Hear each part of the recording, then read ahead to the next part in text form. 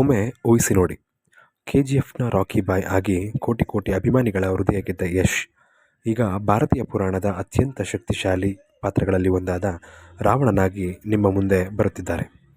ಈ ಸಿನಿಮಾ ಭಾರತೀಯ ಸಿನಿಮಾದ ಇತಿಹಾಸವನ್ನೇ ಬದಲಿಸಬಹುದೇ? ಇಂದು ಅದನ್ನೇ ತಿಳಿದುಕೊಳ್ಳೋಣ. ನಮಸ್ಕಾರ ಸ್ನೇಹಿತರೆ, ನಮ್ಮ ಚಾನಲ್ಗೆ ಸ್ವಾಗತ. ರಾಮಾಯಣ ಎನ್ನುವುದು ಕೇವಲ ಒಂದು ಕಥೆಯಲ್ಲ, ಅದು ಧರ್ಮ, ಸತ್ಯ, ತ್ಯಾಗ ಮತ್ತು ನ್ಯಾಯದ ಪ್ರತೀಕ.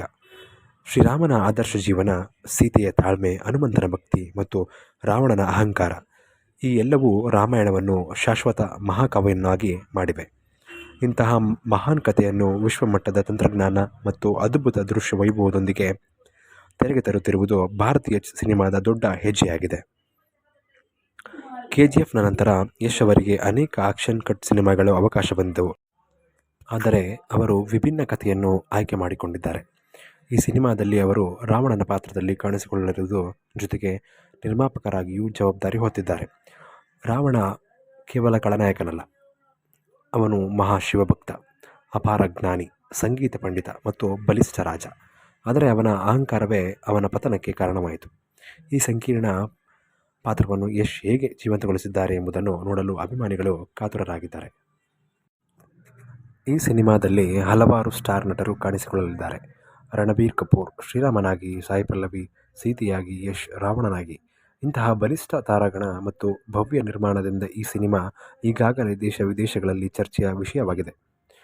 ರಾಮಾಯಣ ಕೋಟ್ಯಾಂತರ ಜನರ ನಂಬಿಕೆಯೊಂದಿಗೆ ಬೆಸೆದುಕೊಂಡಿದೆ. ಆದ್ದರಿಂದ ನಿರ್ದೇಶಕರು ಮತ್ತು ಕಲಾವಿದರು ಪ್ರತಿಯೊಂದು ದೃಶ್ಯವನ್ನು ಅತ್ಯಂತ ಜವಾಬ್ದಾರಿಯಿಂದ ರೂಪಿಸಬೇಕಾಗಿದೆ. ಅತ್ಯುತ್ತಮ VFX, ಅದ್ಭುತ ಸಂಗೀತ, ನೈಜ ಭಾವನೆಗಳು, ಮೂಲ ಕಥೆಗೆ ಗೌರವ, ಇವೆಲ್ಲವೂ ಸಿನಿಮಾದ ಯಶಸ್ಸಿಗೆ ಅತ್ಯಗತ್ಯ. ಅನೇಕ ಸಿನಿ ತಜ್ಞರ ಅಭಿಪ್ರಾಯದಂತೆ ರಾಮಾಯಣ ಸಿನಿಮಾ ಬಿಡುಗಡೆಯಾದರೆ ಭಾರತೀಯ ಬಾಕ್ಸ್ ಆಫೀಸ್ನಲ್ಲಿ ಹೊಸ ದಾಖಲೆಯನ್ನು ನಿರ್ಮಿಸುವ ಸಾಧ್ಯತೆ ಇದೆ.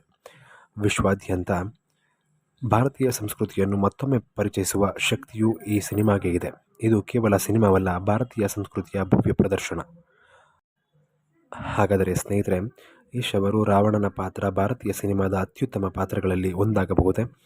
ಈ ಸಿನಿಮಾ ಭಾರತದ ಅತಿದೊಡ್ಡ ಬ್ಲಾಕ್ ಬಸ್ಟರ್ ಆಗಬಹುದೇ? ನಿಮ್ಮ ಅಭಿಪ್ರಾಯವನ್ನು ಕಮೆಂಟ್ನಲ್ಲಿ ತಿಳಿಸಿ. ಈ ವಿಡಿಯೋ ನಿಮಗೆ ಇಷ್ಟವಾದರೆ ಲೈಕ್, ಶೇರ್ ಮತ್ತು ಚಾನಲ್ನ ಸಬ್ಸ್ಕ್ರೈಬ್ ಮಾಡಿ. ಮುಂದಿನ ವಿಡಿಯೋದಲ್ಲಿ ಮತ್ತೊಂದು ಆಸಕ್ತಿದಾಯಕ ವಿಷಯದೊಂದಿಗೆ ಭೇಟಿಯಾಗೋಣ. ಧನ್ಯವಾದಗಳು.